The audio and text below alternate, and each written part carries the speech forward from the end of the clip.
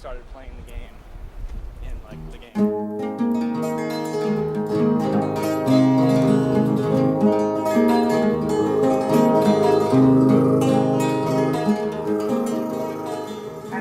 So because of working, the way I was able to explore career options was through volunteerism, and I would really recommend that to anyone. It's a great way to try on anything. We're talking about going outside your box and stretching your limits a little bit, and I think if anything even just sounds remotely interesting, try it on. And there's so many opportunities in London to just explore your interests, and you can really learn different things about yourself. Things will resonate. And London needs volunteers in every area, so it's a great match for everybody. My volunteer work, I work with a local NGO from London. We support a orphanage and a small community in the Dominican. So over the last 5 or 6 years, I've worked with them. I'm now on the board of directors. I'm the coordinator of the Child and Youth Program. So my main responsibility there is that we've now created a scholarship program for Dominican students who wouldn't otherwise be able to go to university. We have Canadian sponsors. Most of the students speak Spanish only, and most of the sponsors speak English only. I minored in Spanish through my education because that was another spark. It was just something I was interested in, and I'm using it. I'm now able to facilitate this program because I'm on Facebook every day with students in the Dominican and sponsors here. What else have I done? There's also a women's group in the Dominican, in the community where we work. So I've done some health education and empowerment workshops and that sort of thing. So that's really where I've started to direct myself. I worked in, the experiential learning programs are fantastic. If you have the opportunity to arrange something for yourself to go away. I stayed in Ecuador for a summer, and I worked at a women's shelter for young mothers. And it was kind of a learning experience in two ways. I really now know that I'm empowered to work with women, particularly immigrant women, because I think that experience gave me my own insight into living as an immigrant. At that time, my Spanish was developing. It sucked. And to see the frustration of just trying to get on a bus or order a coffee, or it was like every step in life was so challenging. So I really feel for women who move here and are struggling with language and employment and all of those things. So I have just recently applied to do a master's in social work at Laurier. It's another spark. I just feel drawn to it. So I know they will accept me, and I know it'll all work out. Not nervous at all. I really want to work with women, and I want to work in change at the individual level, because I think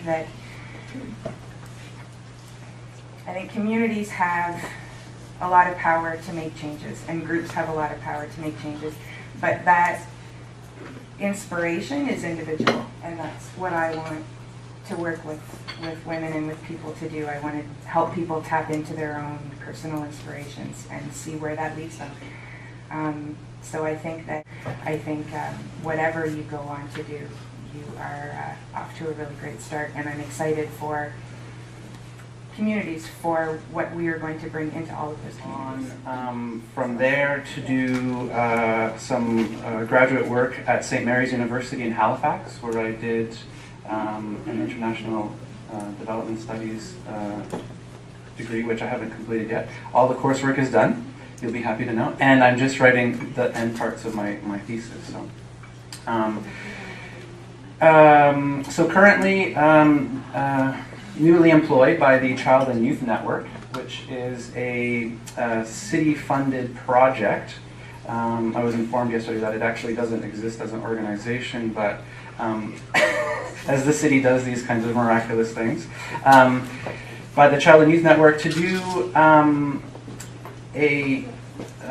do some work around basic needs, food requisitioning in the City of London. So basically I'm looking to increase food security here in London for folks that are most in need.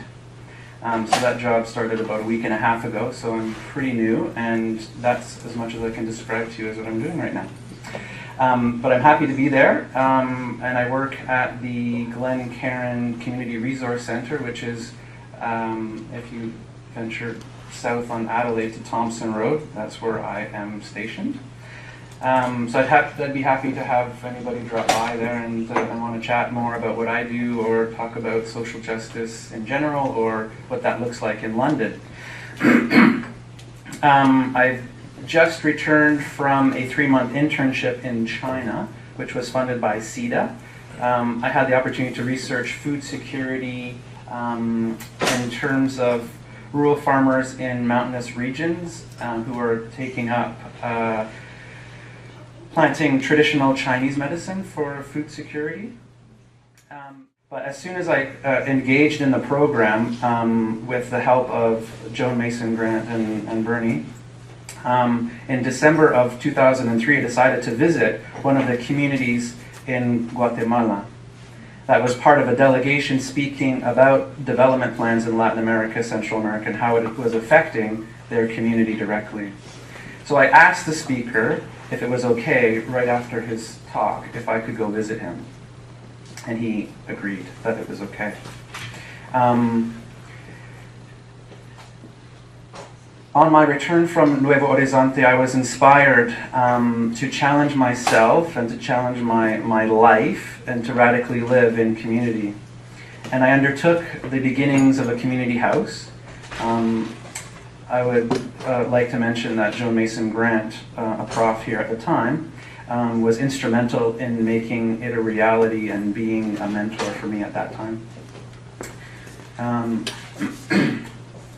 Another spark. We staged a die-in right in the middle of campus. A die-in, if you don't know, so for some of you, is pretending that there was some kind of a massacre, dead people, strewn on the campus lawn. So this was, in fact, right in front of the dean's window, Des Dutrezec. So not sure who sparked more, it was me or the college, but there were sparks for sure. This was a demonstration of the kind of relations that the King's University College the relationships we wanted to challenge, that King's had with transnational corporations such as the Coca-Cola Company, which had been implicated in gross human rights violations. And the King's administration was not ready to accept or challenge its relationship to Coke through Aramark.